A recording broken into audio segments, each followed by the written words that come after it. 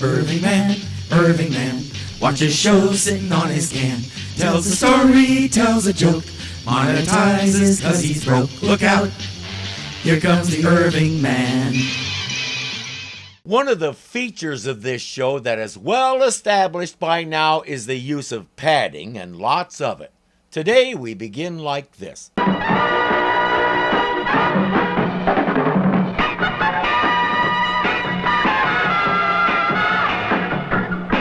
From there, we go to more static shots of various parts of the city that probably don't resemble anything New Yorkers might recognize. We zoom in on the theater district for some more static shots of people doing nothing, then we're back to the cityscapes. This goes on for a minute and a half while that music plays. And frankly, the music isn't that interesting. No way does it carry all these visual images of nothing. Eventually, Spiderman does swing into the picture. Saturday night. Look at those crowds. The theaters sure do a big business. But me, I just like to sit back and soak up the night. Boy, look at that moon.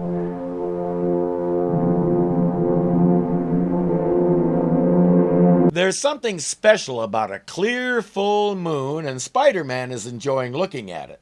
But I think this full moon is looking back.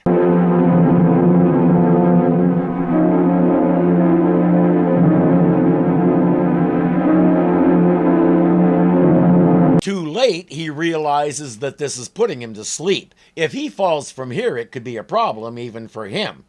Down on the ground, panic reigns in the theater district.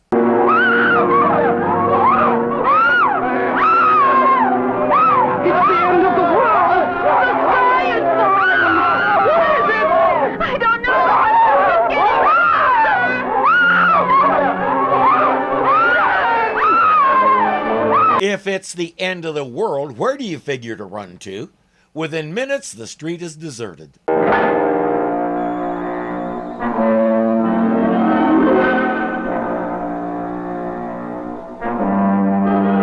Okay, I'm going to go out on a limb and say the Mole Man is behind this. I predict my first Broadway run will be a huge success. Yes, a huge success. Let our first Broadway run commence!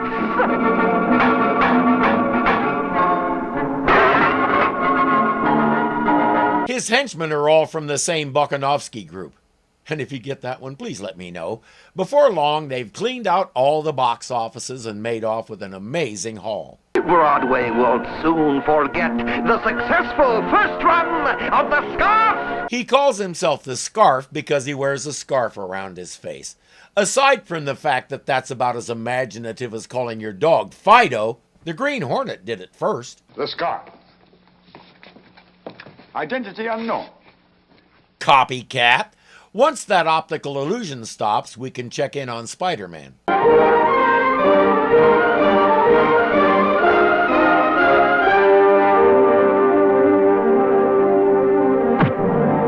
It's a good thing his webs don't dissolve too fast, and I hope he had a nice nap. But once he learns what happened while he was snoozing, he's determined to catch this guy. I trust the invitations to tonight's op-art show have all been addressed. Yes. Delivered? Yes. Accepted? Yes. Excellent! Mrs. Van der Rox and her ubiquitous gem will be in attendance. Her ubiquitous gem is a giant emerald that's touted as the most expensive gem on the planet. And if your name is Van der Rox, you have to wear your most valuable rocks to an event like this. Her fabulous Esmeralda emerald is as good as in my pocket. Esmeralda? That's my wife's name. But her maiden name wasn't Emerald, it was Hornswoggle. We both decided Frumpelmeyer is much better. Who would have thought to use a psychedelic projector to paint pictures on the sky and panic the city out of their paychecks? Okay, 2 points for explaining how he did it. We don't see that very often.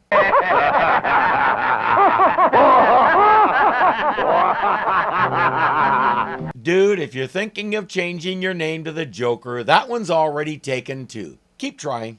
Interesting technique, isn't it, Peter? Yes, very lifelike, Polly. I guess our man painted that one. In fact, reading between the lines, he's an artist himself and he created all of this so he can steal stuff. There's a nice waste of talent.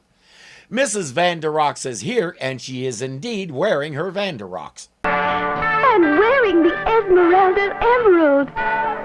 I need your help again because my memory is failing me big time. There was an old cartoon that included an upper crust couple. He was so aristocratic you couldn't understand a word he said. It always came out, and she would translate.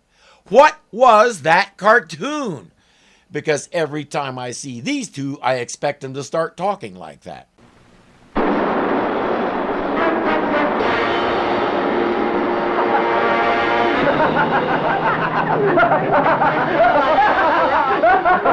Laughing gas. Nitrous oxide is erroneously called laughing gas, but contrary to what we see on television, it doesn't automatically make people laugh.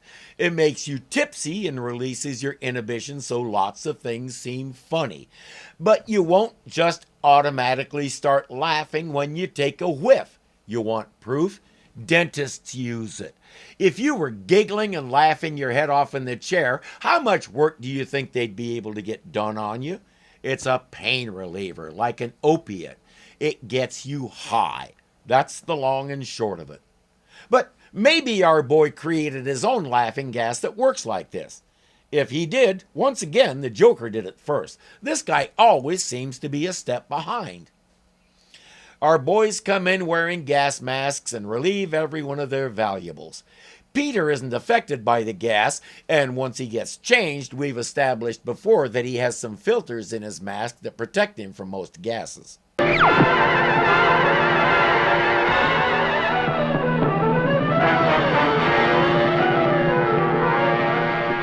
bagged your last bauble. Now I bag you. Oh, yeah? How's this for an exit? Pretty good. But I wonder if he knows where he's going.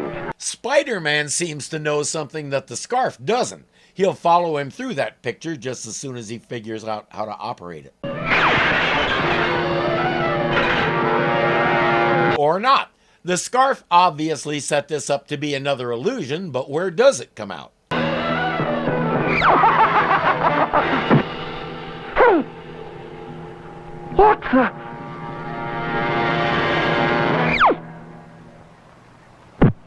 Surprise! It came out right in the middle of a whole passel of cops, so I'm not sure hitting him was necessary. It was probably satisfying, though.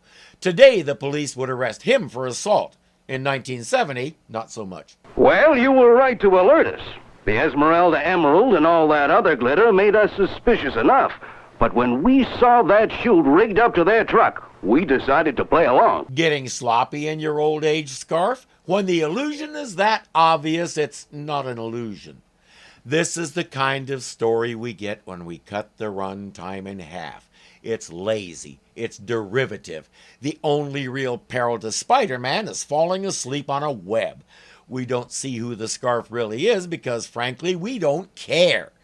This kind of simplistic grab ideas from here and there writing is a far cry from the excellent stories of the first season.